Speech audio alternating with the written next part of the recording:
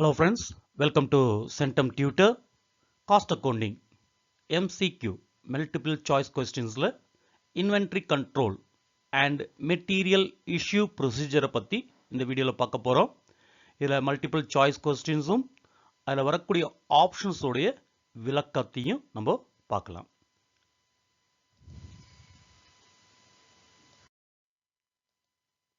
First question, continuous stock taking is a part of தொடர்ச்சியாக சரக்குகளை கணக்கெடுத்தல், அதாவது continuous stock taking. இப்போ வந்து ஆப்ஷன் பாருங்க, annual stock taking, perpetual inventory, ABC analysis, VED analysis அப்படின்னு இருக்கு. கண்டினியூஸாக எடுக்கணும், கண்டினியூஸாக ஸ்டாக்கை கணக்கெடுக்கணும். அது வந்து ஆனுவல் ஸ்டாக் டேக்கிங் சொல்லுவாங்களா, பெர்பச்சுவல் இன்வென்ட்ரின்னு சொல்லுவாங்களா, ஏபிசி அனாலிசிஸ், விஇடி அனாலிசிஸ் அப்படின்னு சொல்லலாம். இதோடைய ஆன்சர் வந்துட்டு பெர்பச்சுவல் இன்வென்ட்ரி, பெர்பச்சுவல். இப்போ நம்ம என்ன பார்க்கலாம்னு கேட்டிங்கன்னா, இந்த இதுலேயே 4 கொஸ்டின் பார்த்துடலாம். 4 கொஸ்டினுடைய எக்ஸ்பிளனேஷன் பார்த்துடலாம். ஆனுவல் ஸ்டாக் டேக்கிங்னா என்ன, பெர்பச்சுவல் இன்வென்ட்ரினா என்ன, அதான் கண்டினியூஸ் ஸ்டாக் டேக்கிங் பார்த்தோம்.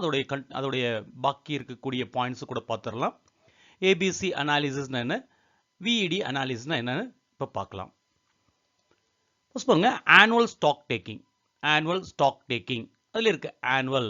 ஆனுவல் அப்படின்போது வருஷத்துக்கு ஒரு தடவை, அதாவது ஒரு பர்டிகுலர் டைம் லிமிட்டில், ஒரு பர்டிகுலர் பீரியடில் நம்ம எடுக்கிறது ஆனுவல் ஸ்டாக் டேக்கிங் சொல்கிறோம். இதில் என்ன பண்ணுவோம்னா, ஃபிசிக்கல் வெரிஃபிகேஷன் ஆஃப் இன்வென்ட்ரி, அதாவது நம்ம நேரடியாக பொருட்களை, ஸ்டாக்கை நேரடியாக கணக்கெடுப்போம். நேரடியாக ஃபிசிக்கல் வெரிஃபிகேஷன், நேரடியாக வந்து பார்த்து எண்ணி கணக்கெடுக்கிறது தான் ஃபிசிக்கல் வெரிஃபிகேஷன் ஆஃப் இன்வென்ட்ரி அப்படின்னு சொல்கிறோம். இந்த ப்ராசஸில் எல்லா இன்வென்ட்ரியும் ஒரு தடவை கவுண்ட் பண்ணிடுவாங்க, எண்ணிடுவாங்க. எல்லா இன்வென்ட்ரியும் ஒரு தடவை இந்த இதில் வந்து எண்ணிடுவாங்க. அதான் அந்த process in which all inventory items are counted at once to verify the inventory at the end of the year. அதாவது வருஷத்தினுடைய கடைசியில், பொதுவாக ஆனுவல் ஸ்டாக் டேக்கிங்னாலே வருட கடைசியில் நம்ம இன்வென்ட்ரியை வெரிஃபை பண்ணுறது தான் ஆனுவல் ஸ்டாக் டேக்கிங். இப்போ பார்க்கணும், இதில் ஃபிசிக்கல் வெரிஃபிகேஷன் ரொம்ப முக்கியம். நேரடியாக கணக்கெடுக்கிறது, எல்லா ஐட்டத்தையும் ஒரு தடவை கவுண்ட் பண்ணிடுவாங்க, வருஷ கடைசியில் கணக்கெடுப்பாங்க. இது ஆனுவல் ஸ்டாக் டேக்கிங். அடுத்து பர்பச்சுவல் இன்வென்ட்ரி. இதுதான் பாருங்க, கண்டினியூஸ் அக்கௌண்டிங் ப்ராக்டிஸ். கண்டினியூஸாக, தொடர்ச்சியாக, இன்ன பீரியடுன்னு கிடையாது, daily records inventory changes in real time. இன்னைக்கு இந்த டைமில் எவ்வளோ ஸ்டாக் இருக்குன்னு நம்ம தெரிஞ்சிக்க முடியும் அப்பப்போ, அதாவது கண்டினியூஸாக. இதில் வந்து ஃபிசிக்கல் இன்வென்ட்ரி கிடையாது, நேரடியாக கவுண்ட் பண்ணுறதெல்லாம் கிடையாது. வேர் ஹவுஸில் வந்து ரெஜிஸ்டர் இருக்கும். அதில் என்ன பண்ணுவாங்கன்னா, அந்த பாயிண்ட் ஆஃப் சேல் இல்லைன்னா இந்த ஸ்கேனர் டிவைஸை வச்சுருப்பாங்க. எவ்வளோ ஸ்டாக் உள்ளே வந்துச்சு அதை வந்து என்டர் பண்ணிடுவாங்க. அதே மாதிரி ஒவ்வொரு ஸ்டாக் வெளியே போகும்போது என்டர் பண்ணிட்டே வருவாங்க.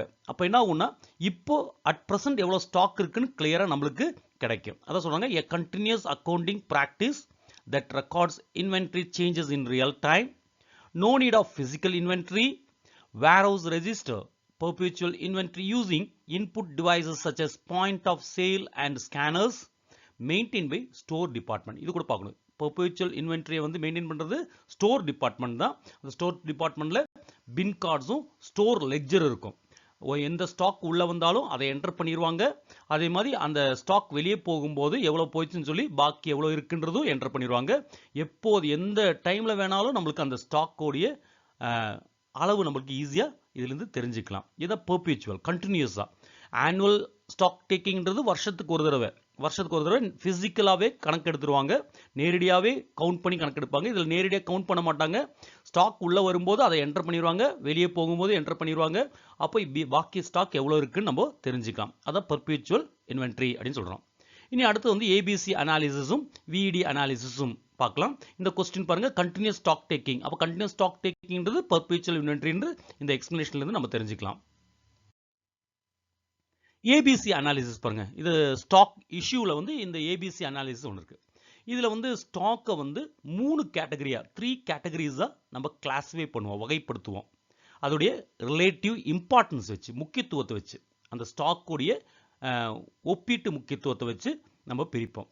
அதாவது அதோடைய வேல்யூவும் அதே மாதிரி ஃப்ரீக்வன்சி எந்த அளவுக்கு பயன்படுத்துகிறாங்க, எந்த அளவுக்கு இது பயன்படுது, அதிகமாக பயன்படுதா குறைவாக பயன்படுதா, அது ஃப்ரீக்வன்சி எந்த அளவுக்கு நம்ம ஸ்டாக் வெளியே போகுது அதை வச்சு. அப்போ அதோடைய வேல்யூ, அதோடைய ஃப்ரீக்வன்சி, அதோடைய மதிப்பு மற்றும் அது எத்தனை பயன்படுத்தக்கூடிய அளவு, இதை பொறுத்து இதை வந்து கிளாஸிஃபை பண்ணுவாங்க 3 கேட்டகரியாக. அதில் ஏ கேட்டகரி, அதான் ABC, A category, B category, C கேட்டகரின்னு பிரிக்கிறாங்க. ஏ கேட்டகரி அப்படின் போது இது வந்து ரொம்ப, இந்த ஏ கேட்டகரின்றது ரொம்ப கம்மியான அளவு மட்டும்தான் இருக்கும். அதாவது ஒரு ஸ்டோரில் இருக்கக்கூடிய பொருளில் மிக குறைந்த அளவு மட்டும்தான் ஏ கேட்டகரி அப்படின்னு சொல்லி கிளாஸிஃபை பண்ணுவாங்க. அதாவது மொத்த ஐட்டத்தில் 10% மட்டும்தான் ஏ கேட்டகரி அப்படின்னு கிளாஸிஃபை பண்ணுவாங்க. ஆனால் அந்த 10% இருக்கக்கூடிய ஸ்டாக்குடைய வேல்யூ வந்து 70% இருக்கும். அங்கே இருக்கக்கூடிய அந்த ஸ்டோரில் இருக்கக்கூடிய கூட்ஸோடைய ஐட்டத்தோடைய வேல்யூவில் 70% வேல்யூ வந்து இந்த 10% ஐட்டத்தோட வேல்யூவாக தான் இருக்கும். அப்போ 10% ஐட்டமும் 70% வேல்யூ இருக்கிறது ஏ கேட்டகரி அப்படின்வாங்க. இதை வந்து கண்ட்ரோல் பண்ணும், அதிக அளவு கண்ட்ரோல் பண்ணும். ஏன்னா மதிப்பு அதிகமாக இருக்குது, வேல்யூ அதிகமாக இருக்கிறனால, இம்பார்ட்டன்ட் பொருள், அதனால் வேல்யூ அதிகமாக இருக்கிறனால அதை வந்து கண்ட்ரோல் பண்ணும். எப்படி ஃபிக்ஸ் பண்ணால் மேக்ஸிமம் எவ்வளோ இருக்கணும், மினிமம் எவ்வளோ இருக்கணும், ரீஆர்டர் லெவல், இதெல்லாம் யூஸ் பண்ணி இதை கண்ட்ரோல் பண்ணும். ஏன்னா வந்து தேவைக்கு அதிகமாக ஆகக்கூடாது, 10% தான் இருக்கணும், தேவைக்கு அதிகமாகவும் இருக்கக்கூடாது, குறைவும் கூடாது, நம்மளுக்கு தேவைக்கு இருக்கணும். அந்த பர்டிகுலர் லெவல் வந்தோடனே ரீஆர்டர் பண்ணிடுவாங்க. ரீஆர்டர் லெவல் நம்ம ஏற்கனவே ரீஆர்டர் லெவலை பற்றி இஓக்யூவில் பார்த்தோம். பி கேட்டகரி அப்படி வரும்போது இது வந்து மதிப்பு, அதாவது இதனுடைய முக்கியத்துவம் குறைவாக இருக்கும், லெஸ் இம்பார்ட்டன்ட் ஐட்டம்ஸாக இருக்கும், லெஸ் இம்பார்ட்டன்ட் ஐட்டம்ஸாக இருக்கும். இது டோட்டல் ஐட்டத்தில் பார்த்தீங்கன்னா 20% தான் இருக்கும். அதோட வேல்யூ பார்த்தீங்கன்னா, அந்த டோட்டல் வேல்யூ பார்த்தீங்கன்னா 20% இருக்கும். அந்த ஸ்டோரில் இருக்கக்கூடிய மொத்த ஐட்டத்தோட வேல்யூவில் 20% மட்டும்தான் இதோட வேல்யூ இருக்கும். இதுக்கு வந்து ஒரு சராசரியான கண்ட்ரோல், மாடரேட் கண்ட்ரோலை மட்டும் பண்ணால் போதும். இந்த சி கேட்டகரி, அடுத்து 3வது கேட்டகரி, இது வந்து does not require much investment, பெரிய இன்வெஸ்ட்மெண்ட் எல்லாம் அவசியம் கிடையாது, பெரிய ஒரு முதலீடெல்லாம் தேவையில்லாத பொருட்கள்.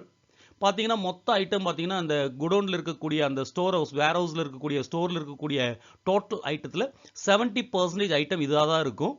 இதோடைய வேல்யூ வந்து 10% தான் இருக்கும், வேல்யூ வந்து 10% தான் இருக்கும். இதுக்கு வந்து பெரிய கண்ட்ரோல்லாம் இருக்காது, லூஸ் கண்ட்ரோல் தான். இது வந்து பெருசாக கண்ட்ரோல் பண்ண வேண்டிய அவசியம் இல்லை. அப்போ கண்ட்ரோல் பண்ணுறது என்ன, அதிகமாக செலவாகாமல் பார்த்துக்கிறது, களவு போகாமல், தெஃப்ட் ஆகாமல் பார்க்கணும், இதெல்லாம் தான் கண்ட்ரோல் பண்ணக்கூடிய ஒரு விஷயம். அப்போ இதுக்கு லூஸ் கண்ட்ரோல், ஏன்னா யாரும் எடுத்து போக மாட்டாங்க, மதிப்பு குறைவாக இருக்கலாம், அதிகமாக எடுத்துகிட்டு போக மாட்டாங்க யாரும், அதிகமாக பயன்படுத்தினாலும் பெரிய நஷ்டம் வர்றதுக்கு சான்ஸ் இல்லை. இதை பாருங்கள், இதில் பார்த்தாலும் தெரியும், ஐட்டம் பாருங்கள், ஒரு குடோனில் 100 ஐட்டம் இருந்துச்சுன்னா அதில் 10% ஐட்டம் வந்து இந்த ஏ கேட்டகரியாக இருக்கும், 20% ஐட்டம் பி கேட்டகரியாக இருக்கும், 70% ஐட்டம் வந்து சி கேட்டகரியாக இருக்கும். மொத்தம் பாருங்கள் 100 ஆச்சு பாருங்கள், 10 + 20 + 70 100, மொத்தம் 100 இருந்துச்சுன்னா அதில் 10 வந்து ஏ கேட்டகரியும், 20 பி கேட்டகரியும், 70% வந்து சி கேட்டகரி இருக்கும். வேல்யூ பார்த்தீங்கன்னா பாருங்கள், இந்த ஏ கேட்டகரியோட வேல்யூ வந்து 70% இருக்கும், 20% வந்து பி கேட்டகரியும், 10% தான் சி கேட்டகரி இருக்கும். பாருங்கள், ஆட் பண்ணி பாருங்கள், 70 + 20 90 + 10 100 அப்படி வந்துடும். இது வேல்யூஸ். இந்த 10 பார்த்தீங்கன்னா பழைய புக்கில், சில புக்கில் வந்து ஓல்டு எடிஷன்ஸ் புக்கில் பார்த்தீங்கன்னா டிஃப்ரெண்ட் பர்சன்டேஜ் கொடுத்துருப்பாங்க. இன்னொரு விஷயம், அது கவனிக்க வேண்டியது, அது யூஎஸ்ஏ இல்லைன்னா பிரிட்டனில் என்ன பர்சன்டேஜ் கொடுத்துருப்பாங்க. இந்த ஏபிசி வேல்யூ பூரா வந்து சார்ட்டர்ட் அக்கௌண்டன்ட் இன்டர்மீடியட் புக்லேருந்து, காஸ்ட் அக்கௌண்டிங் புக்லேருந்து எடுத்த வேல்யூ.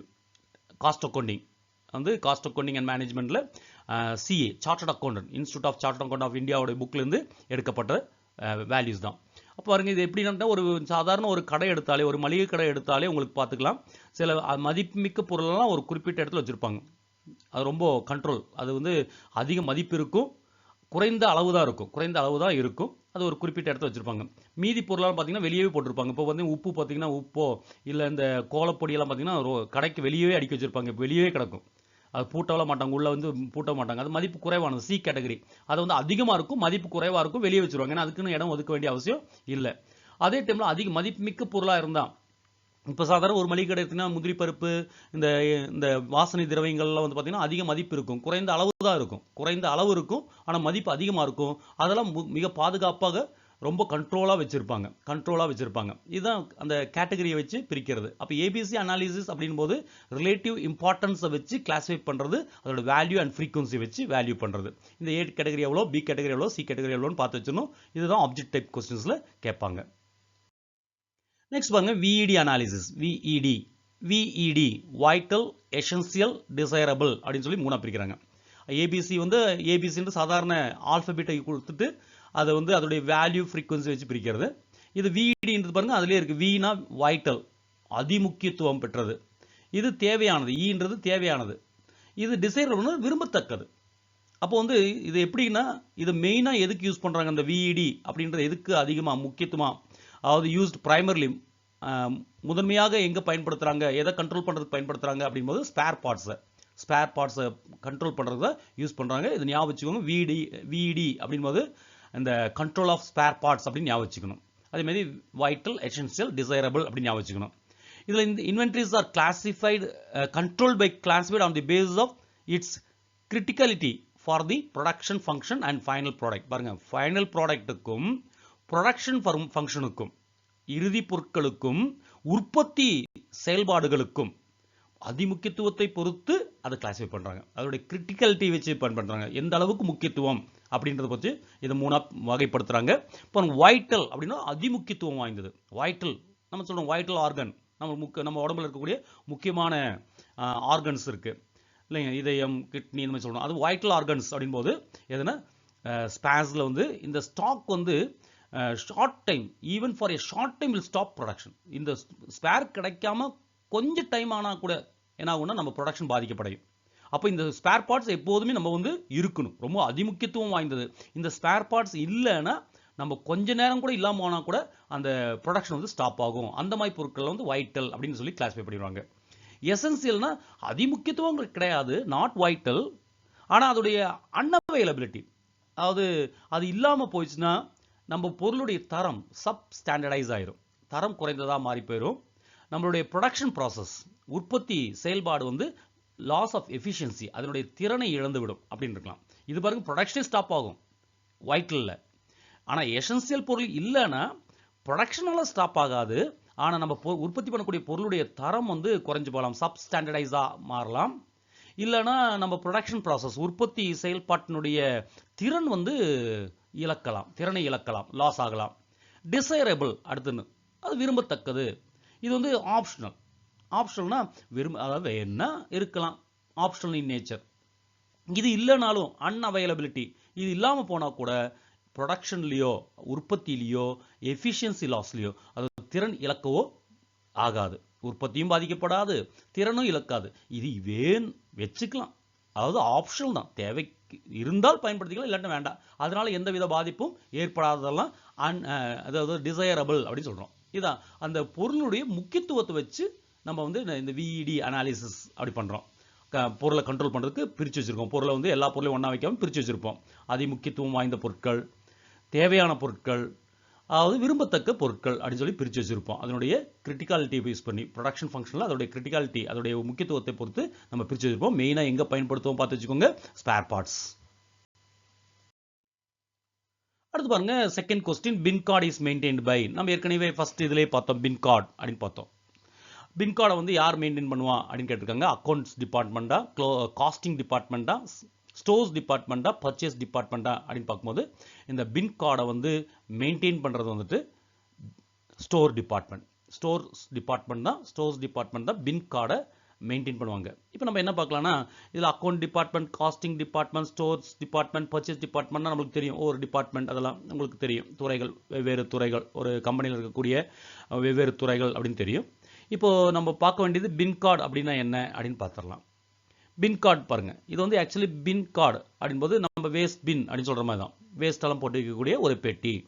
அப்போது பின் அப்படின்னா என்னென்னா பாக்ஸ்ன்னு சொல்லலாம், இல்லைனா ஒரு கண்டெய்னர், இல்லைனா ஒரு இடம், ஸ்பேஸ் அப்படின்னு சொல்லலாம். எதுக்கு, இந்த மெட்டீரியல்லாம் போட்டு வைக்கக்கூடிய ஒரு இடம், மெட்டீரியலாக போட்டு வைக்கக்கூடிய ஒரு கண்டெய்னர், மெட்டீரியலாக போட்டு வைக்கக்கூடிய ஒரு பாக்ஸ் அப்படின்னு சொல்லி தான் இந்த பின் அப்படின்னு சொல்கிறோம். இது ஆக்சுவலி இது வந்து என்னென்னா குவான்டிடேட்டிவ் ரெக்கார்டு தான், வேல்யூ கிடையாது. குவான்டிடேட்டிவ், எந்த அளவுக்கு இருக்குது, அதோட வேல்யூலாம் கிடையாது, எந்த அளவுக்கு இருக்குது, இத்தனை கிலோகிராம் இருக்குது, இத்தனை பொருட்கள் இருக்குது, அந்த மாதிரி குவான்டிடேட்டிவாக ரெக்கார்ட் பண்ணுறதுக்கு மட்டும் தான் யூஸ் பண்ணுவோம். அதாவது இன்வென்ட்ரியை, ஸ்டாக்கை வந்து குவான்டிட்டியே இருக்குது, எவ்வளோ இருக்குது, ஒரு பர்டிகுலர் பின்னில் என்ன குவான்டிட்டி இருக்குது, ஒரு பர்டிகுலர் பாக்ஸில் வந்து எத்தனை போல்ட் இருக்குது, ஒரு பர்டிகுலர் பாக்ஸில் எத்தனை வந்துட்டு இந்த மாதிரி மெட்டீரியல்ஸ், ஒவ்வொரு மெட்டீரியல் இருக்குது அப்படின்னு தெரியுது தான் குவான்டிட்டேட்டிவ். அதோட வேல்யூ கிடையாது, குவான்டிட்டியாக மெஷர் பண்ணுறதுக்கு, குவான்டிட்டியாக ரெக்கார்ட் பண்ணுறதுக்கு யூஸ் பண்ணுறது தான் இந்த பின் கார்டு. இந்த பின் கார்டு என்னென்னா ஒவ்வொரு பின் இருக்கும், ஒவ்வொரு மெட்டீரியல் ஒவ்வொரு பின்னில் போட்டு வச்சுருப்பாங்க. ஒரு ஃபார் எக்ஸாம்பிள் நான் சொன்ன மாதிரி போல்ட் இருக்குன்னு வச்சுக்கோங்க. அந்த போல்ட்டை வந்து ஒரு பாக்ஸில் போட்டு வைக்கும்போது அந்த போல்ட்டில் ஒரு கார்டு வச்சுருப்பாங்க. That is called bin card. அந்த பின் அந்த பின்ல இருக்கக்கூடிய கார்டு, அந்த பாக்ஸில் இல்லைன்னா கண்டெய்னரில் அந்த இடத்துல இருக்கக்கூடிய ஒரு கார்டு. அந்த கார்டில் என்ன என்டர் பண்ணுவாங்க கேட்டிங்கன்னா ரெசிப்ட். எத்தனை பொருள் வந்துச்சு. அப்போ 1000 போல்ட் வந்துச்சு அப்படின்னா நம்ம ரெசிப்ட் 1000 போல்ட்டு. அப்போ இடையில வந்து வாங்கிட்டு போவாங்க. ஒரு 100 போல்ட் வாங்கிட்டு போனால் இஷ்யூடு எவ்வளோ அப்படின்னு பார்க்கும்போது 100. பாக்கி எவ்வளோ இருக்கும் 900. சிலப்போ திருப்பியும் தேவைப்படாமல் அந்த போல்ட்டை திருப்பி ஒரு 10 போல்ட் வந்து திருப்பி கொடுத்தாங்கன்னா திருப்பி அதை ஆட் பண்ணுவோம் ரிட்டர்ன். அப்போ 910 பாக்கி இருக்கு. அப்பப்போ நம்மளுக்கு தெரியும். நம்ம பார்த்து ஏற்கனவே பார்த்தோம், அதாவது பர்பீச்சுவல் இன்வென்ட்ரி அப்படின்னு பார்த்தோம். அதில் தான் இந்த பின் கார்டை வந்து அதிகமாக யூஸ் பண்ணுறதாகவும் பார்த்தோம். பர்பச்சுவலி அதாவது தொடர்ச்சியாக இந்த ஸ்டாக் எடுக்கிறதா யூஸ் ஆகும். ஒவ்வொரு பின்னுலையும் மெட்டீரியல் இருக்கும், அந்த பின்னிலே கார்டு போட்டு வச்சுருப்பாங்க. அந்த கார்டில் வந்து எவ்வளோ நம்மளுக்கு பொருள் வந்துச்சு, ரெசிப்ட்டு, அதே மாதிரி அதை எவ்வளோ இஷ்யூ பண்ணோம், எவ்வளோ ரிட்டர்ன் ஆகணும், நீ பாக்கி எவ்வளோ இருக்குது அப்படின்னு என்டர் பண்ணி வச்சுருவாங்க. இது யார் மெயின்டைன் பண்ணுவாங்கன்னா ஸ்டோர் டிபார்ட்மெண்ட் மெயின்டைன் பண்ணுவாங்க. அதுதான் இந்த question. Bin card is maintain by store department. அப்போ பின் கார்டுனா உங்களுக்கு என்னன்னு தெரிஞ்சிருக்கும். இதில் எந்த விதமான கொஸ்டின் கேட்டாலும் நீங்கள் எழுதலாம். ஆனால் பின் கார்டில் வந்து என்ன டைப் ரெக்கார்டு மட்டும் தான் இருக்குன்னு கேட்டால் குவான்டிடேட்டிவ் ரெக்கார்டு மட்டும் தான் இருக்கும். எவ்வளோ பொருள் இருக்கு, அதோடைய எண்ணிக்கை, அதோடைய அளவு மட்டும் தான் இருக்கும். அதோட வேல்யூ இருக்காது. அதை ஞாபகம் வச்சுக்கோங்க. தேர்ட் கொஸ்டின் பாருங்க. Economic order quantity is a tool for controlling. Economic order quantity பார்த்தோம். அதாவது நம்ம வந்து எந்த பொருளை வந்து ஸ்டாக் பண்ணும்போது தேவைக்கு அதிகமாக ஸ்டாக் பண்ணக்கூடாது. தேவைக்கு அதிகமாக ஸ்டாக் பண்ணுனா நம்மளுக்கு வந்து holding cost or carrying cost வந்து ஸ்டோரேஜ் காஸ்ட் வந்து அதிகமாகும். அதை ஸ்டோர் பண்ணி வைக்கக்கூடிய இடத்துக்குரிய செலவு, அது இன்சூரன்ஸ் செலவெல்லாம் அதிகமாகும்னு பார்த்தோம். அதனால வந்து தேவைக்கு அதிகமாகவும் பண்ணக்கூடாது, குறைவாகவும் பண்ணக்கூடாது. அப்போ எதுக்காக இதை இந்த எக்கனாமிக் ஆர்டர் குவான்டிட்டி வச்சுக்கலாம்? டூல் ஃபார் கண்ட்ரோலிங் இன்வென்ட்ரியா, அதாவது பொருட்கள் ஸ்டாக்கு, ப்ரைஸியா விலைவாசியா, மிஷினரியா இல்லை காஸ்டான்னு கேட்டிருக்காங்க. நம்மளுக்கு நல்லா தெரியும் இது ஸ்டாக்கை கண்ட்ரோல் பண்ணுறதுக்காக. இன்வென்ட்ரி தேவைக்கு அதிகமாக வைக்காமல் நம்மளுக்கு எவ்வளவு தேவை இருக்கோ அந்த அளவுக்கு வைக்கணும். ஆனால் ஒரு தேவைக்கு ஒரு குறிப்பிட்ட அளவுக்கு குறையாமலையும் பார்த்துக்கணும். அதான் இன்வென்ட்ரி கண்ட்ரோலிங் அப்படின்னு சொல்கிறோம். நம்ம இந்த பாடத்தோட ஹெட்டிங் அதுதான். Economic order quantity is a tool for controlling inventory. இப்போ வந்து ஃபோர்த் கொஸ்டின் பாருங்க. Dance is the time between placement of order and obtaining delivery. நம்ம இந்த எக்கனாமிக் ஆர்டர் குவான்டிட்டியில் பார்த்தோம், இன்வென்ட்ரி கண்ட்ரோலில் பார்த்தோம். தேவைக்கு அதிகமாக வைக்கக்கூடாது, குறைவாக வைக்கக்கூடாது. ஒரு பர்டிகுலர் ரீஆர்டர் லெவல் இருக்குது. ஒரு பர்டிகுலர் லெவல் வந்தோடனே மினிமம் ஒரு லெவல் இருக்கும். அதுக்கு மேலே நம்மளுக்கு வந்து ஒரு அளவுக்கு அதிகமாக வச்சுருப்போம். அதனால் நம்ம ஆர்டர் கொடுத்து கிடைக்கிறதுக்கு டைம் எடுக்கும். அப்போ அந்த நம்ம ஒரு குறிப்பிட்ட மினிமம் லெவல் இருக்கும். அடுத்து ஆர்டர் கொடுத்து கிடைக்கிற வரைக்கும் இருக்கக்கூடிய ஸ்டாக்கும் இருக்கணும். மினிமம் லெவல் ப்ளஸ் அந்த ஆர்டர் திரும்பி நம்மளுக்கு ஆர்டர் பண்ணி கிடைக்கக்கூடிய அந்த கூட்ஸ் எத்தனை காலத்தில் கிடைக்கும் அது வரைக்கும் இருக்கக்கூடிய ஸ்டாக்கும் இருக்கிறதா ஆர்டர் லெவல் அப்படின்னு நம்ம பார்த்துருக்கோம். அப்போது நம்ம ஒரு ஆர்டர் பண்ணுறோம் அப்படின்னா பிளேஸ்மெண்ட் ஆஃப் ஆர்டர், நம்ம ஆர்டர் பிளேஸ் பண்ணிட்டோம். அது எப்போ நம்மளுக்கு அந்த பொருள் கிடைக்கும்? இப்போ 1ஆம் தேதி ஆர்டர் பண்ணுறோம், 10ஆம் தேதி கிடைக்கும் அப்படின்னா அந்த 1ஆம் தேதிக்கும் 10ஆம் தேதிக்கு இடையில இருக்கக்கூடிய டைம், அந்த டைமை நம்ம என்னன்னு சொல்லுவோம்னு கேட்டிங்கன்னா லீட் டைம் அப்படின்னு சொல்லுவோம். இப்போ இங்கே வந்து ஆப்ஷன் கொடுத்துருக்காங்க. Purchase time, lead time, reordering time, emergency delivery time கொடுத்துருக்காங்க. So it is called lead time. அதாவது பிளேஸ்மெண்ட் ஆஃப் ஆர்டருக்கும் obtaining டெலிவரிக்கும் இடையில இருக்கக்கூடிய டைம் கேப்பை வந்து நம்ம லீட் டைம் அப்படின்னு சொல்கிறோம். Fifth question, the rate of change in the material usage is called dash. Rate of change in the material usage. நம்ம பொருட்களை பயன்படுத்துவதில் உண்டாகக்கூடிய மாற்றத்தினுடைய அளவு. இப்போ எப்படி கண்டுபிடிக்கலாம்? அது என்னன்னு சொல்லலாம் அப்படின்னு கேட்டிருக்காங்க. Rate of change in the material usage. நம்ம பொருட்களை பயன்படுத்துவதில் ஏற்படுகின்ற மாற்றத்தினுடைய அளவு. அதான் ரேட்னா அளவு, மாற்றம், சேஞ்ச். அப்போ இன்புட் அவுட்புட் ரேஷியோவா, இன்வென்ட்ரி டர்ன்ஓவர் ரேஷியோவா, EOQ எக்கனாமிக் ஆர்டர் குவான்டிட்டியா, இன்வென்ட்ரி கண்ட்ரோலா அப்படின்னு கேட்டிருக்காங்க. இதில் வந்து ரேட் ஆஃப் சேஞ்ச் அப்படிங்கும்போது ஒன்றே பொறுத்து இன்னொன்று, related to one related with another அப்படின்னு சொல்லுவோம். அப்போ கண்டிப்பாக அது ரேஷியோவாக தான் இருக்கும். ஒன் ரிலேட்டட் வித் அனதர் அப்படி வந்தாலே இட் இஸ் கால்ட் ரேஷியோ. அப்போ கண்டிப்பாக இன்புட் அவுட்புட் ரேஷியோவாகவோ அல்லது இன்வென்ட்ரி டர்ன்ஓவர் ரேஷியோவாக தான் இருக்க முடியும். மற்ற ரெண்டு இருக்கிறதுக்கு சான்ஸ் இல்லை. ஸோ இதோட ஆன்சர் வந்து மெட்டீரியல் யூசேஜ் சேஞ்சில் உண்டாகக்கூடிய வேகம், அளவு, இன்வென்ட்ரி டர்ன்ஓவர் ரேஷியோ. அப்போ நம்ம என்ன பார்க்கலாம்? ஆல்ரெடி EOQ நம்ம ப்ரீவியஸ் வீடியோவில் பார்த்துட்டோம். இன்வென்ட்ரி கண்ட்ரோல்ன்றது ஜென்ரலான ஒரு டேர்ம். நம்ம பார்க்க வேண்டியது இன்புட் அவுட்புட் ரேஷியோனா என்ன, அதோட ஃபார்முலா என்ன, ஏன்னா அதில் சம்ஸ் கேட்கலாம். இன்வென்ட்ரி டர்ன் ஓவர் ரேஷியோனா என்ன அப்படின்னு பார்க்கலாம். இப்போ இதோட answer rate of change in the material usage is called inventory turn over ratio. அப்போ இன்வென்ட்ரி டர்ன் ஓவர் ரேஷியோ பாருங்க. Inventory turn over ratio is equal to cost of materials consume during the period divided by cost of average stock held during the period. ஒரு particular பீரியட்ல நம்மளுக்கு ஆவரேஜா எவ்வளவு stock இருக்கு அதோடைய மதிப்பு, அதோடைய செலவு. அதே மாதிரி அதுல எவ்வளவு நம்ம கன்சியூம் பண்ணியிருக்கோம், அந்த பர்டிகுலர் பீரியட்ல எவ்வளவு கன்சியூம் பண்ணியிருக்கோம், பயன்படுத்தி இருக்கோம். அப்ப பயன்படுத்துறதுக்கும் நம்ம கிட்ட இருக்கிறதுக்கும் உள்ள விகிதம், அதாவது ரேஷியோ, அதான் நம்ம சொல்றோம் இன்வென்ட்ரி டர்ன் ஓவர் ரேஷியோ. உங்ககிட்ட வந்து ஒரு 100 பொருள் இருக்கு, அதுல வந்து 10 பொருள் பயன்படுத்திட்டீங்க. 10 பொருள் பயன்படுத்தி நம்ம கிட்ட இருக்கக்கூடிய பொருள் வந்து 10ன்னு வச்சுக்கோங்க. இங்க வந்து காஸ்ட் தான் சொல்லியிருக்காங்க, மதிப்பு தான் சொல்லியிருக்காங்க. நான் வந்து மெட்டீரியல் எடுத்துக்கலாம். நான் ஒரு சின்ன எக்ஸாம்பிளுக்காக. இப்போ நம்ம கையில 100 பொருள் இருக்கு. அதுல இந்த மாதத்துல வந்து 10 பொருள் பயன்படுத்தியிருக்காங்க. 10 பொருள் பயன்படுத்தியிருக்காங்க. அப்ப பயன்படுத்துனது கன்சியூம்டு 10 டிவைடட் பை 100 அப்படிங்கும்போது 2 கட் பண்ணும்போது 10ல ஒரு பொருள் பயன்படுத்தினோம். பொருள் பயன்படுத்தக்கூடிய வேகம் 10ல் 1. இப்போ அடுத்த மாசம் ஆயிடுச்சு. அடுத்த மாசம் பார்த்தீங்கன்னா நம்ம கையில வந்து 100 பொருள் இருக்கு, 30 பொருள் பயன்படுத்திட்டோம். அப்படின்னா 30 பை 100 அப்படின்னு வரும். பயன்படுத்தினது 30, consume 30 divide by 100.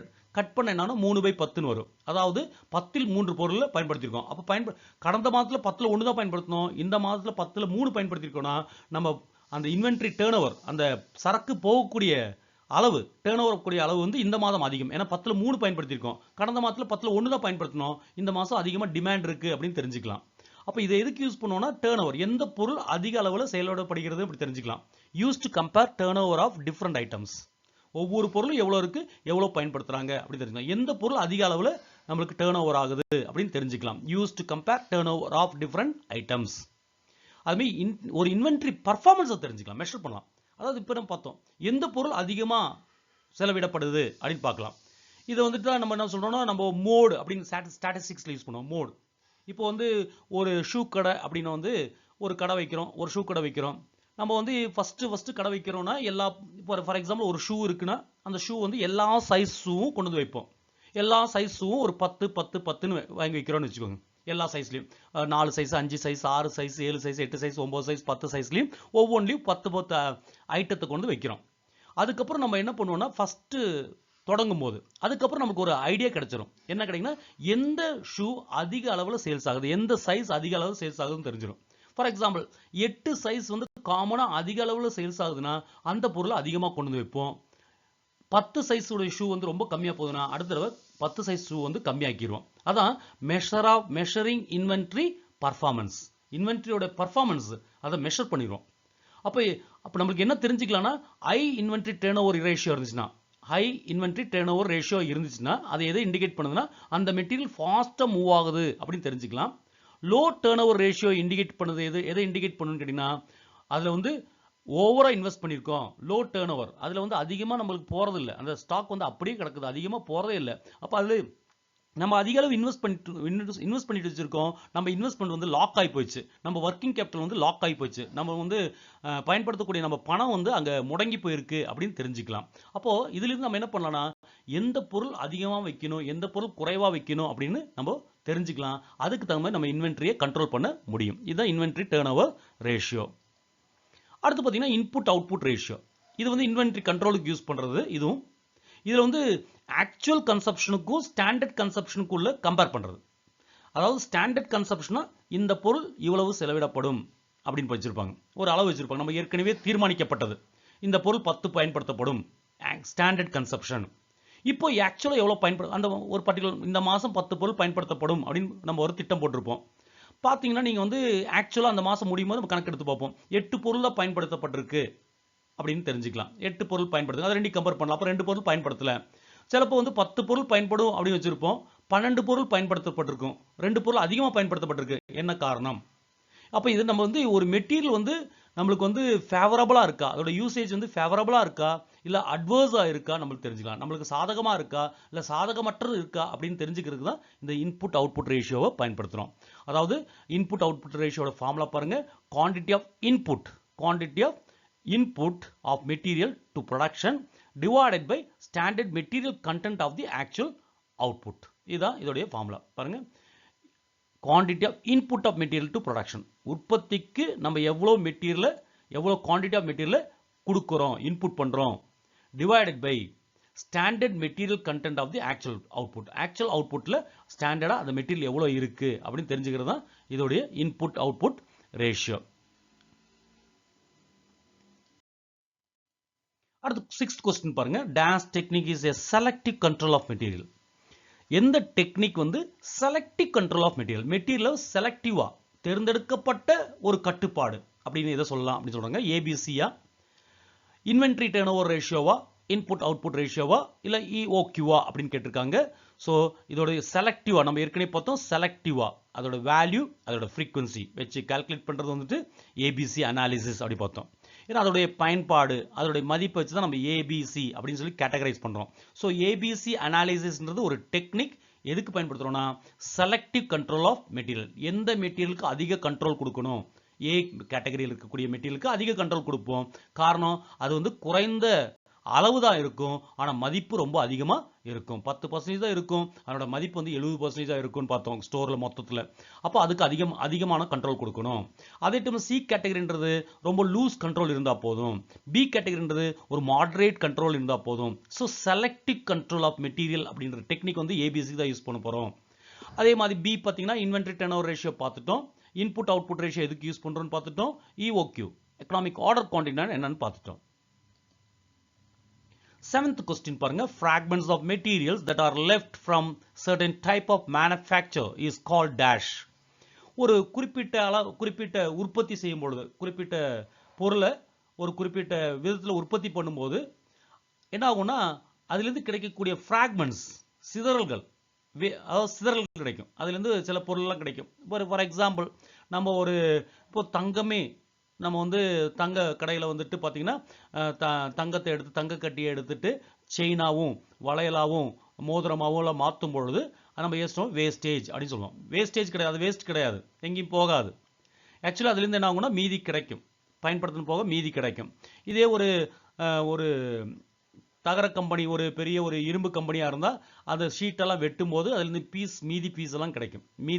That is called fragments of material. Fragments அப்படின்னா சிதறல்கள் அதிலிருந்து கிடைக்கக்கூடிய மிச்ச பொருட்கள் அதான் ஃப்ராக்மெண்ட்ஸ் ஆஃப் மெட்டீரியல் சொல்றோம். ஃப்ராக்மெண்ட்ஸ் ஆஃப் மெட்டீரியல்ஸ் அது ஒரு பர்டிகுலர் மேனுஃபேக்சர் பண்ணும்போது மீதியா கிடைக்கும். அதுக்கு நம்ம என்னன்னு சொல்லுவோம், ஸ்கிராப்னு சொல்லுவோமா, வேஸ்ட்னு சொல்லுவோமா, டிஃபெக்டிவ்ஸ் சொல்லுவோம், ஸ்பாயிலேஜ் சொல்லுவோம்னு கேட்டிருக்காங்க. ஸோ மீதி வர்றது வந்துட்டு இதுக்கு பேரு ஸ்கிராப். இதுக்கு மதிப்பு இருக்கு. இந்த மீதி வரக்கூடிய இப்போ இரும்பு கம்பெனி ஒரு தகரமோ ஷீட் இருக்கக்கூடிய கம்பெனியில் நம்ம வெட்டி எடுத்து தேவையான உருவத்தில் பீரோவோ மற்றதாவோ மாற்றும் போது மீதி தகர பீஸ் எல்லாம் சின்ன பீஸ் எல்லாம் கிடைக்கும். அதான் ஸ்கிராப், ஃப்ராக்மெண்ட் ஆஃப் மெட்டீரியல் சொல்றோம். அதை நம்ம என்ன பண்ணலாம், அது வந்து இரும்பு விலைக்கு விற்கலாம், வேற ஏதாவது பொருளுக்கு விற்க முடியும். அதுக்கு வந்து மதிப்பு இருக்கும். அதான் ஸ்கிராப், கசடு அப்படின்னு சொல்றோம், எரிபொருள் அப்படின்னு சொல்றோம். எரிபொருள்ன்றது எரியுறது, தேவையில்லாம அப்படி எரியுறது, அதுக்கு ஒரு மதிப்பு இருக்கு, அது கிடைக்கும். இதே பாருங்க நம்ம வந்து மேத்தட் கூட சொன்னோம், ஸ்கிராப், வேஸ்ட், டிஃபெக்டிவ், ஸ்பாயிலேஜ் சொல்றோம். இந்த ஒவ்வொன்றுக்கு என்னன்னு பார்த்துடலாம். ஸ்கிராப்னா அதுக்கு ஒரு மதிப்பு இருக்கும், மிச்சம் வரக்கூடிய பொருள். இது அடுத்து பாருங்க 8th கொஸ்டின் பாருங்க. Portion of raw material lost in processing having no recovery value is dash. இது ரா மெட்டீரியல் ஒரு பாகம், அதனுடைய மூலப்பொருட்களில் ஒரு பாகம், அது வேஸ்டா போயிடும், லாஸ்ட் ஆயிரும். அது வந்து திருப்பி நம்மளுக்கு மதிப்பு கிடைக்காது. பயன்படுத்தும் போது பயன்படும். ஒரு அடுப்பு கறி இருக்கு, இல்லை ஒரு நிலக்கரி இருக்கு, அதை பயன்படுத்த என்ன ஆகும்னா கடைசியில் வந்து அதுக்கு வந்து மிச்ச பொருள் என்ன கிடைக்கும்னா சாம்பல் கிடைக்கும். அது வந்து பயன்படுத்தாது, அதுக்கு வந்து ரிகவரி வேல்யூ கிடையாது. இப்போ பெரிய கம்பெனியில் வந்து சாம்பலை விற்கிறாங்க, சிமெண்ட் ஃபேக்டரிக்கு வித்துறாங்க, அது ஸ்கிராப்பா மாறி போயிருது. ஆனால் வந்து அதோடைய மதிப்பு இல்லை. நிறைய இடத்துல வந்து அந்த மாதிரி ஒரு எக்ஸாம்பிளுக்காக சொன்னேன், ஆஷ் வந்துட்டு அந்த சாம்பல் வந்து மதிப்பு இல்லாமல் ஆயிரும். அதுக்கு வந்து நம்ம என்னன்னு சொல்றோம், அப்படி மதிப்பு இல்லாமல் கிடைக்கக்கூடியதை நம்ம என்ன சொல்றோம்னா வேஸ்ட் அப்படின்னு சொல்லிடுறோம்.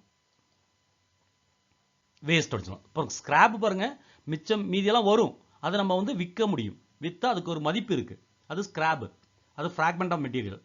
அதே டைம்ல வந்துட்டு ரா மெட்டீரியல் பயன்படுத்தும் போது அதுல ஒரு குறிப்பிட்ட பாகம் வந்து என்ன ஆகும்னா வேஸ்ட் ஆயிரும். அதுக்கு ரிகவரி வேல்யூ கிடையாது. அதுக்கு வந்து மீண்டு மதிப்பு கிடையாது. அப்படின்னா அதுக்கு என்ன வேஸ்ட் அர்த்தம். மதிப்பு இல்லைன்னா அதுக்கு பேரு வேஸ்ட் அப்படின்னு சொல்லுவோம். அடுத்து பாருங்க, dash is the purchase of material at such a time that delivery immediately proceeds demand or use. பாருங்க, இது முக்கியமான ஒரு பாயிண்ட். பாருங்க, இதில் பற்றி நம்ம தெரிஞ்சுக்கணும். மெட்டீரியலை பர்ச்சேஸ் பண்ணுவோம். எப்போ பர்ச்சேஸ் பண்ணுவோம்னா delivery immediately precedes demand or use. இப்போ ஒரு டிமாண்ட் வருது, ஒரு யூஸ் வருது, அப்போ மட்டும் தான் அந்த பொருளை வாங்குவோம். அதுக்கு பேர் என்ன அப்படின்னு சொல்லி கேட்குறாங்க. This is the purchase of material at such a time that delivery immediately precedes demand or use. ஒரு பயன்பாடு வரும்போதோ ஒரு தேவை வரும்போதோ மட்டும்தான் இமீடியட்டாக நம்ம பர்ச்சேஸ் பண்ணுவோம், மெட்டீரியலை பர்ச்சேஸ் பண்ணுவோம். அதுக்கு முன்னால் பர்ச்சேஸ் பண்ணி ஸ்டோரெல்லாம் பண்ணி வைக்க மாட்டோம். அதுக்கு என்ன பேருன்னு கேட்டிருக்காங்க. ரீஆர்டர் லெவலா, ஜேஐடியா, எஃப்ஐஎஃப்ஓ ஃபிஃபோவா, இஓக்யூவா அப்படின்னு பார்த்துருக்கோம். ரீஆர்டர் லெவல் அப்படின்னு நம்ம ஏற்கனவே தெரிஞ்சிருக்கோம், படிச்சிருக்கோம். ரீஆர்டர் லெவல் அதாவது நமக்கு மினிமம் லெவலும் இருக்கணும், அதுக்கு மேலே எக்ஸ்ட்ரா பொருள் இருக்கணும்.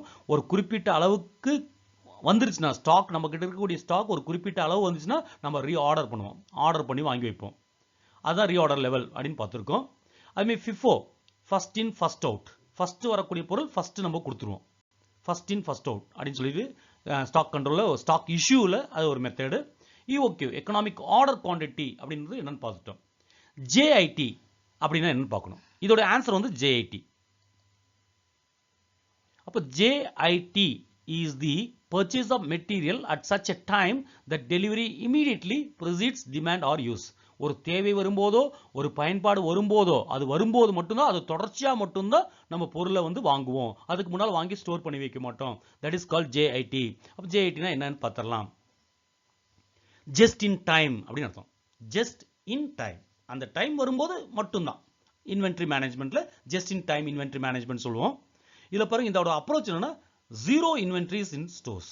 ஸ்டோர்ல வந்து அதோடைய சரக்கே இருக்காது, அந்த ஸ்டாக்கே இருக்காது. Zero inventories. பாருங்க, ஜஸ்ட் இன் டைம்ல வந்து ஜீரோ இன்வென்ட்ரிஸ், எந்த பொருளும் ஸ்டாக் வைக்க மாட்டோம். எப்போ பர்ச்சேஸ் பண்ணுவோம்? Material purchased only when actually required for production. உற்பத்திக்கு எப்போ உண்மையாக தேவைப்படுகிறதோ அப்போ மட்டும்தான் அந்த பொருளை வாங்குவோம். மெயின் அந்த ஜஸ்ட் இன் டைம் அப்படின்ற இந்த இன்வென்ட்ரி மேனேஜ்மெண்ட் வந்து எந்த ரெண்டு பிரின்சிபலை பேஸ் பண்ணி ஒர்க் ஆகுது. ஒன்று வந்து produce goods only when it is required. அதனால என்ன பண்ணுவோம்னா, எப்போ ஏற்கனவே பொருளை உற்பத்தி பண்ணியெல்லாம் வைக்க மாட்டோம். எப்போ தேவைப்படுதோ அப்போ மட்டும் தான் உற்பத்தி பண்ணுவோம். Produce goods only when it is required. எப்போ தேவைப்படுதோ அப்போது மட்டும் தான் உற்பத்தி பண்ணுவோம். The product should be delivered to customers at the time only when they want. எப்போ கஸ்டமருக்கு அந்த பொருள் தேவைப்படுதோ அப்போ மட்டும் தான் நம்ம அந்த பொருளை டெலிவரி பண்ணுவோம், கொடுப்போம். அதுக்கு முன்னால் செஞ்செல்லாம் வைக்க மாட்டோம். இதனால தான் இதுக்கு இன்னொரு பேர் கூட இருக்கு. It is also known as demand pull அப்படின்னு சொல்றோம், இல்லைன்னா புல் த்ரூ அப்படின்னு சொல்லுவோம். அதாவது demand pull or pull through system of production அப்படின்னு சொல்லுவோம். எப்போ தேவைப்படுதோ அப்போதான் உற்பத்தி பண்ணுவோம், எப்போ கஸ்டமருக்கு கேட்குறாங்களோ அப்போ தான் டெலிவரி பண்ணுவோம். இதுக்கு பேர் தான் இந்த ஜஸ்ட் இன் டைம். தேவைப்படும் மட்டும் தான் பர்ச்சேஸ் பண்ணுவோம், ஏற்கனவே பொருளை வாங்கி வைக்க மாட்டோம். அவர் தேவைப்படும் அந்த பொருளை வாங்கி செஞ்சு கொடுத்துருவோம். அதுக்கு பேர் தான் just in time inventory management அப்படின்னு சொல்றோம்.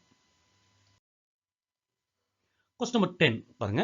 Materials damaged in manufacturing operations in such a way that they cannot be rectified and brought back to normal specifications is called dash அப்படின்றாங்க.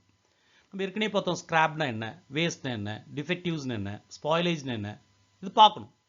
இந்த ஸ்கிராப்னா நமக்கு தெரியும், ஃப்ராக்மெண்ட்ஸ் ஆஃப் மெட்டீரியல்ஸ். அதுக்கு வந்து ஒரு value இருக்கும், அதை நம்ம திரும்பியும் வித்துட்டு மதிப்பு உண்டாக்கிக்கலாம். வேஸ்ட்னா அப்படி மதிப்பே கிடையாது, வேஸ்ட்டாக போயிடும், அதுக்கு வந்து வேல்யூவே கிடையாது அப்படின்னு பார்த்தோம். இங்கே வந்து மெட்டீரியல்ஸ் வந்து டேமேஜ் ஆகுது. ஒரு மேனுஃபேக்சரிங் ஆப்ரேஷனில் மெட்டீரியல் டேமேஜ் ஆயிரும், cannot be rectified. அதை நம்ம வந்து திரும்பியும் அதை ரெக்டிஃபை பண்ண முடியாது, அதை கரெக்ட் பண்ண முடியாது. அந்த டிஃபெக்டை, அந்த டேமேஜை நம்ம வந்து கரெக்ட் பண்ண முடியாது. கரெக்ட் பண்ணி திரும்ப பழைய நிலைமைக்கு நார்மல் ஸ்பெசிஃபிகேஷன்ஸுக்கு கொண்டு வர முடியாது. அது நம்ம என்னன்னு சொல்லுவோம், ஸ்கிராப் கிடையாதுன்னு தெரியும். ஸ்கிராப்ன்றது அதுலேருந்து வரக்கூடிய எக்ஸ்ட்ரா துண்டுகளை தான் நம்ம வந்து ஸ்கிராப்னு சொல்கிறோம். அதுக்கு மதிப்பு இருக்கும், வித்துடலாம், பழைய இதுக்கு வித்துடலாம். வேஸ்ட்னா அதுக்கு மதிப்பே கிடையாது, அது அவ்வளோதான். டிஃபெக்டிவ்ஸ்னா குறைபாடு, ஸ்பாயில்னா அது வந்து ஸ்பாயில் ஆகி போயிடுச்சு அப்படின்னு சொல்லலாம், ஸ்பாயில் ஆகி போயிடுச்சு.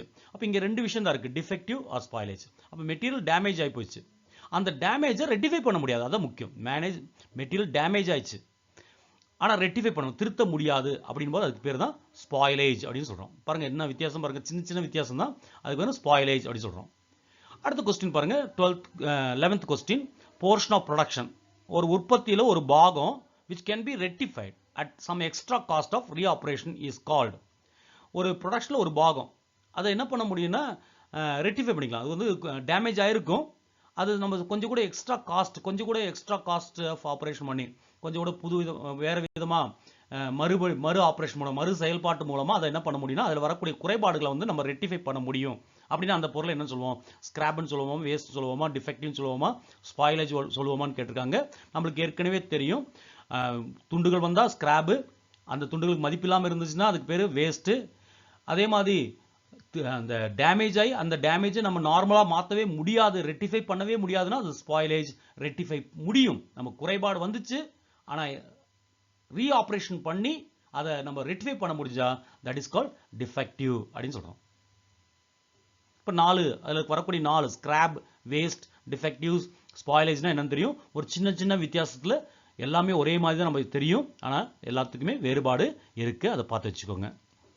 Question number 12, which of the following method is used to control spare parts? நம்ம ஏற்கனவே பார்த்தோம், எந்த மெத்தடில் ஸ்பேர் பார்ட்ஸை நம்ம கண்ட்ரோல் பண்ணலாம். FNSD analysis, VED analysis, ABC analysis, JIT analysis. இப்போ FNSD அனாலிசிஸ் நம்ம பார்க்கல, இது வரைக்கும் பார்க்க கிடையாது. VED பார்த்தோம், வைட்டல், எசென்ஷியல், டிசைரபிள் அப்படின்னு பார்த்தோம். ABC அனாலிசிஸ் பார்த்தோம், வேல்யூ அண்ட் ஃப்ரீக்குவன்சி வச்சு அதிக வேல்யூவும் அதிக ஃப்ரீக்குவன்சியும் இருக்கக்கூடிய இது வந்துட்டு ABC அப்படின்னு சொல்லி கேட்டகரைஸ் பண்ணிடுவோம். ஜஸ்ட் இன் டைம் பர்ச்சேஸ் அப்படின்னு சொல்லி பார்த்தோம். அப்போது which of the following methods, இந்த கண்ட்ரோல் ஸ்பேர் பார்ட்ஸை கண்ட்ரோல் பண்ணுறதுக்கு எந்த மெத்தட் யூஸ் பண்ணுவோம்னு சொல்லி ஏற்கனவே நம்மளுடைய எக்ஸ்பிளனேஷன் பார்த்தோம். So the answer is VED, vital, essential, desirable. ஏன்னா ஸ்பேர் பார்ட்ஸில் வைட்டல் இருக்கும், ப்ரொடக்ஷனை பாதிக்கக்கூடியது. அது இல்லைன்னா கொஞ்ச நேரம் இல்லாமல் போனால் கூட ப்ரொடக்ஷன் பாதிக்கப்படுறது வைட்டல்னு சொல்லுவோம். அந்த ஸ்பேர் பார்ட்ஸ் நம்மளுக்கு வந்து தேவை, ஆனால் ப்ரொடக்ஷன் பாதிக்கப்படாது. பட் நம்மளுடைய குவாலிட்டி வந்து குறைஞ்சி போயிடும். அது வந்து இல்லைன்னா எஃபிஷியன்சி குறைஞ்சி போயிடுச்சுன்னா எசென்சியல்னு சொல்கிறோம். டிசைரபிள்னா விரும்பத்தக்கது இருக்கலாம், அது இருக்கிறனால ஓகே. இல்லாமல் போனாலும் ஒரு பெரிய ப்ரொடக்ஷன் பாதிப்போ இல்லை எஃபிஷியன்சி பாதிப்போ வராதுன்னா அது டிசைரபிள் அப்படின்னு பார்த்தோம். இதுதான் ஸ்பேர் பார்ட்ஸை கண்ட்ரோல் பண்ணுறதுக்கு. கண்ட்ரோல் ஸ்பேர் பார்ட்ஸ்னா அது VED அனாலிசிஸ் அப்படின்னு பார்த்துக்கோங்க, ஏற்கனவே நம்ம படிச்சிட்டோம்.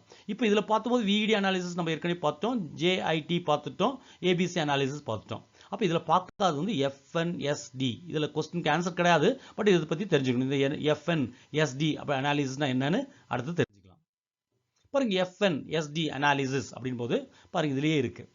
இந்த F அப்படின்னா ஃபாஸ்ட் மூவிங், Nன்றது நார்மல் மூவிங், அதே மாதிரி Sன்றது ஸ்லோ மூவிங், Dன்றது டார்மன் ஸ்லீப்பிங், அதாவது மூவ் ஆகாத பொருட்கள், நான் மூவிங்.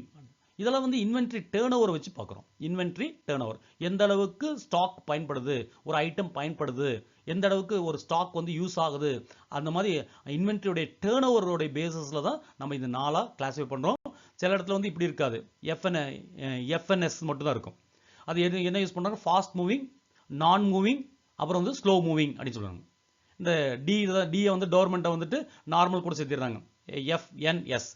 Fன்றது ஃபாஸ்ட் மூவிங், Nன்றது நார்மல் போடாமல் நான் மூவிங் யூஸ் பண்ணிடுவாங்க. வேகமாக மூவ் ஆகிறது, மூவே ஆகாமல் இருக்கிறது ஸ்லோ மூவிங் அப்படின்னு சொல்லி FNS சொல்ல உண்டு. இங்கே நம்ம வந்து முழுசாக இங்கே கொடுத்துருக்கிறது FNSDன்னு கொடுத்துருக்காங்க. Fast moving, normal moving, slow moving and டார்மென்ட்ன்றது ஸ்லீப்பிங், அதாவது பயன்படுத்தாதது, நான் மூவிங் ஐட்டம்ஸ் அப்படின்னு சொல்கிறோம். ஃபாஸ்ட் மூவிங் அப்படின்னா என்னென்னு பாருங்கள், அதாவது ஃபாஸ்ட் மூவிங் ஐட்டம் அதிகமாக விரைவாக எப்போதும் பயன்பட்டுகிட்டே இருக்கக்கூடிய பொருளாக இருக்கும், ஃபாஸ்ட் மூவிங்காக இருக்கும். அதை நம்ம எங்கே ஸ்டோர் பண்ணுவோம் அப்படின்னு கேட்டிங்கன்னா பக்கத்துலேயே ஸ்டோர் பண்ணுவோம். Items place near store issue point, எந்த இடத்துல நம்ம இஷ்யூ பண்ணுறோமோ அதுக்கு பக்கத்துலேயே வச்சுருவோம். ஏன்னா அடிக்கடி வரனால போய் எடுத்து வரதுக்கு டைம் வேஸ்ட் ஆயிரும், பக்கத்துலேயே வச்சு பக்கத்துலேருந்தே எடுத்து கொடுத்துட்டே இருக்கலாம். அதனால தான் items place near store issue point is called fast moving goods. இதுதான் ஃப்ரீக்வெண்ட்லி மேக்கிங் ஃப்ரெஷ் ஆர்டர், தீர ஃப்ரெஷ் ஆர்டர் பண்ணிகிட்டே இருப்பாங்க. நார்மல் மூவிங் வந்துட்டு ரொம்ப தூரத்துலையும் வைக்க மாட்டாங்க, ரொம்ப பக்கத்துலையும் வைக்க மாட்டாங்க, ஒரு இடைப்பட்ட தூரத்தில் வைக்கிறது நார்மல் மூவிங்காக இருக்கிறது. ஸ்லோ மூவிங் ஐட்டம்ன்றது ரொம்ப தூரத்தில் வச்சுருப்பாங்க, ஏன்னா அது எப்பாச்சும் தான் வரும், அது பக்கத்தில் வைக்க வேண்டிய அவசியம் இல்லை. எப்பாச்சும் வரனால ஸ்லோவாக மூவ் ஆகும், அதிகமாக நம்ம பயன்படுத்த மாட்டோம். இதை வந்து received frequently and observance are shifted to dormant category. இது என்ன பண்ணுவாங்கன்னா, எப்போ ஃப்ரீக்வெண்ட்டாக நம்ம ரிவ்யூ பண்ணிட்டே இருப்போம், போகுதா ஏன்னு கேட்டிங்கன்னா நம்ம ஒரு பொருளை வச்சு ரொம்ப ஸ்லோவாக பயன்படுத்தப்படும் போது நாளைக்கு என்ன ஆகும்னா அந்த பொருளுடைய பயன்பாடே இல்லாமல் ஆயிரும். அதாவது அந்த பொருள் வந்து மார்க்கெட்டில் இருக்காது, அதுக்கு பதிலாக வேற பொருள் வந்திருக்கும். அப்போ அது என்ன ஆயிரும், அந்த பொருள் இனி யூஸ் இல்லாமல் ஆயிரும், அதாவது அப்சோலசன்ஸ் ஆயிரும், வழக்கொழிஞ்சு போயிடும். அதெல்லாம் தூக்கி என்ன பண்ணணும்னா இந்த டோர்மெண்ட் கேட்டகரி, பயன்படுத்தாத அந்த ஸ்லீப்பிங் கேட்டகரி, நான் மூவிங் கேட்டகரியில் தூக்கி போட்டுடணும். நான் மூவிங் கேட்டகரி இல்லை டார்மெண்ட் அப்படின்றது என்னன்னா இது வந்து டிஸ்போஸ் பண்ண வேண்டியது, அதாவது நமக்கு வேண்டாம் தேவையில்லை, அது நான் மூவிங் மூவ் ஆகாத பொருள். அது நம்ம சொன்ன ஏற்கனவே பார்த்தா அப்சோலசன்ஸ்னால வரக்கூடியது, வழக்கொழிஞ்சு போறனால வரக்கூடியதாக இருக்கலாம், அதை டிஸ்போஸ் பண்ணணும். இதை வந்து யாருக்கு ரிப்போர்ட் பண்ணணும்னா மேனேஜ்மெண்ட்டுக்கு ரிப்போர்ட் பண்ணணும். ஏன்னா அது ஒரு அதுக்கான ஒரு லாஸை வந்து கிரியேட் பண்ணும், ஒரு ப்ரொவிஷன் ஒதுக்கு உண்டாக்கணும். ஏன்னா அது வந்து நம்ம பயன்படுத்த முடியாது, அதுக்குன்னு ஒரு ஒதுக்க உண்டாக்க வேண்டியிருக்கும் நான் மூவிங் ஆர் டார்மெண்ட் கூட்ஸ்க்கு. 13th question, proportional parts value analysis method is also called as dash. பாருங்க, இது proportional parts value analysis. இதுக்கு இன்னொரு பேர் என்ன? ABC analysis, FNSD analysis, VED analysis, JIT analysis. இந்த 4 analysis பார்த்தோம். அதாவது இன்வென்ட்ரி கண்ட்ரோல்ல இஷ்யூ ஆஃப் ஸ்டாக்ல இந்த 4 கண்ட்ரோல் வருது. ஸ்டாக் வந்து நம்ம கண்ட்ரோல் பண்றதுக்காக பல விதத்துல கிளாஸிஃபை பண்ணி வச்சிருப்போம், டிபெண்ட்ஸ் அப்பான் தட் இண்டஸ்ட்ரி. அதை வச்சு நம்ம கிளாஸிஃபை பண்ணியிருப்போம். ABC அனாலிசிஸ் பார்த்தோம், FNSD அனாலிசிஸ், VED அனாலிசிஸ், அதே மாதிரி JIT ஜஸ்ட் இன் டைம் அப்படின்னு பார்த்தோம். இதுல வந்து எதுக்கு இன்னொரு பேர் இருக்கு பாருங்க, ப்ரொபோர்ஷனல் பார்ட்ஸ் வேல்யூ அனாலிசிஸ் அப்படின்னு பேர் இருக்கு. எதுக்கு அப்படின்னு கேட்டிருக்காங்க. So the answer is ABC analysis. ABC அனாலிசிஸோட இன்னொரு பேர் தான் ப்ரொபோர்ஷனல் பார்ட்ஸ் வேல்யூ அனாலிசிஸ் அப்படின்னு சொல்றோம். ஸோ இதுல வந்து பாருங்க, இதுல நம்ம 14th கொஸ்டின் பாருங்க, இதுல ஒரு சம் கூட ஒர்க் அவுட் பண்ணிடலாம். நம்ம ஏற்கனவே பார்த்ததுல சம் ஒன்று. ஓப்பனிங் ஸ்டாக் வந்து 90,000 கொடுத்துருக்காங்க. பர்ச்சேஸ் டியூரிங் தி இயர் 2,70,000 கொடுத்துருக்காங்க. க்ளோசிங் ஸ்டாக் வந்து 1,10,000 கொடுத்துருக்காங்க. இன்வென்ட்ரி டர்ன் ஓவர் ரேஷியோ கேட்டிருக்காங்க. எந்த அளவுக்கு இந்த பொருள் பயன்படுது அப்படின்னு கேட்டிருக்காங்க. 2 2.5 2.75 3 கேட்டிருக்காங்க. So very simple. நம்ம வந்து சாதாரண பெரிய நோட்டு பேப்பர்லாம் எடுத்து கணக்கு போட வேண்டிய அவசியம் இல்லை. நம்ம கையில் இப்போ எவ்வளோ பொருள் இருக்குன்னு பாருங்க. நம்ம கையில் எவ்வளோ பொருள் இருக்கு அப்படின்னு பார்க்கணும். இப்போ எந்த பொருள் எவ்வளோ அளவுக்கு பயன்பட்டுருக்குன்னு பாருங்க. எவ்வளோ பொருள் இருக்கு, எவ்வளோ பொருள் பயன்பட்டுருக்குன்னு பார்க்கணும். இதோட ஆன்சர் பார்த்துடலாம், அதுக்கப்புறம் கால்குலேஷன் பண்ணலாம். இதோட ஆன்சர் வந்துட்டு 2.5. Option B is the correct answer. இது எப்படி ஒர்க் அவுட் பண்றதுன்னு பார்க்கலாம். அப்புறம் இன்வென்ட்ரி டர்ன் ஓவர் ரேஷியோட ஃபார்முலா தெரியும். Cost of stock of raw material consumed, எந்த அளவுக்கு ரா மெட்டீரியல் நம்ம பயன்படுத்தி இருக்கோம் டிவைடட் பை ஆவரேஜ் ஸ்டாக் அப்படின்னு பார்த்துருக்கோம். எவ்வளவு பயன்படுத்தி இருக்கோம் பாருங்க. நம்ம கையில் ஏற்கனவே 90,000 ஓப்பனிங் ஸ்டாக் இருக்கு. 90,000 ருபீஸோட ஓப்பனிங் ஸ்டாக் இருந்துச்சு. இந்த வருஷத்துல 2,70,000 பர்ச்சேஸ் பண்ணிருக்கோம். அப்போ மொத்தம் எத்தனை பர்ச்சேஸ் பண்ணிருக்கோம்? 2 ஆட் பண்ணிருங்க. ஏற்கனவே இருந்ததும் இப்போ வாங்கினதும். அப்போ நம்ம கையில் 3,60,000 உடைய பொருள் நம்ம கையில் இருக்கு. 3,60,000 ருபீஸோட பொருள் நம்ம கையில் இருந்துச்சு ஸ்டார்டிங்ல. இப்போ பார்க்கும்போது 1,10,000 ஸ்டாக் தான் நம்ம கையில் இருக்கு. க்ளோசிங் ஸ்டாக், இறுதி சரக்கு வரிப்பு வந்துட்டு 1,10,000 தான் இருக்கு. அப்போ நம்ம கையில் ஏற்கனவே 90 இருந்துச்சு, 2,70,000 வாங்கணும். மொத்தம் 3,60,000 ருபீஸ் உடைய பொருள் நம்ம கையில் இருந்துச்சு. அதில் பாக்கி இப்போ பார்க்கும்போது 1,10,000 தான் இருக்கு. அப்படின்னா நம்ம எவ்வளோ செலவு பண்ணிட்டோம்? இந்த 3,60,000 1,10,000 மைனஸ் பண்ணிட்டீங்கன்னா உங்களுக்கு கிடைக்கும் 2,50,000 இஸ் கன்சியூம்டு. அதான் stock of cost of stock of raw material consume 2,50,000 போட்டுருணும். டிவைடட் பை, அதாவது ஓப்பனிங் ஸ்டாக்கையும் பர்ச்சேஸையும் ஆட் பண்ணி க்ளோசிங் ஸ்டாக்கை மைனஸ் பண்ணால் நம்ம எவ்வளோ யூஸ் பண்ணோம்னு தெரிஞ்சிடும். அதை வந்து நீங்கள் வந்து ஒரு கணக்காக பார்க்காம, ஒரு அக்கௌண்டன்சியாக பார்க்காம, ஒரு சம்மா பார்க்காம ஜென்ரலாக திங்க் பண்ணி பாருங்க. ஏற்கனவே உங்கள் கையில் 90,000 ரூபா பொருள் இருக்கு. இந்த வருஷம் ஒரு 2,70,000 ரூபா பொருள் வாங்கியிருக்கோம். அப்போ எவ்வளோ பொருள் உங்கள் கையில் இருந்திருக்கும்? 3,60,000 ரூபா பொருள் இருந்திருக்கும். இப்போ வருஷ கடைசியில் பார்க்கும்போது நம்மகிட்ட 1,10,000 பொருள் தான் இருக்குன்னா மீதி பொருளாக பயன்படுத்திட்டோன்னு அர்த்தம். அப்போ 3,60,000 1,10,000 மைனஸ் பண்ணால் நம்மளுக்கு வந்து 2,50,000 கிடைக்கும். That is used, that is consumed. Divided by average stock. Average stock அப்படின்றது நம்ம என்னன்னு கேட்டீங்கன்னா, ஓப்பனிங் ஸ்டாக்கையும் க்ளோசிங் ஸ்டாக்கையும் ஆட் பண்ணி 2ஆல டிவைட் பண்ணிடணும். ஓப்பனிங் ஸ்டாக் பாருங்க 90,000 இருக்கு. ஓப்பனிங் ஸ்டாக் வந்து 90,000 இருக்கு. க்ளோசிங் ஸ்டாக் வந்து 1,10,000. இது ரெண்டையும் ஆட் பண்ணிருங்க. அப்போ 2 lakh வரும். ரெண்டு ஆட் பண்ணா 2 lakh. 2 lakh 2ஆல டிவைட் பண்ணி, ஆவரேஜ்னா 2 ஆட் பண்ணி 2ஆல டிவைட் பண்ணிடணும். அப்போ 2 lakh 2ஆல டிவைட் பண்ணா 1 lakh. அதான் ஆவரேஜ் ஸ்டாக் 1 lakh. இப்போ இந்த ஜீரோஸ் எல்லாம் கட் பண்ணிருங்க. இங்க வந்து பாருங்க 4 0 கட் பண்ணிடலாம். மீதி வந்து 25/10 இருக்கும். 25/10. 25 10 ஆல் டிவைட் பண்ணா 2.5 அப்படின்னு கிடைக்கும். இதுதான் இன்வென்ட்ரி டர்ன் ஓவர் ரேஷியோ கண்டுபிடிக்கக்கூடிய மெத்தட். நம்மளே கண்டுபிடிக்கணும். கொடுத்த டேட்டாஸ் வச்சு, கொஸ்டின் என்ன டேட்டா கொடுக்குறாங்களோ அதை வச்சு நம்மளுக்கு என்ன டேட்டா வேணுமோ அதை நம்ம கண்டுபிடிச்சு ஒர்க் அவுட் பண்ணால் உங்களுக்கு ஆன்சர் கிடைச்சிரும். ஸோ தேங்க்யூ ஃபார் வாட்சிங் this video. Wish all the best.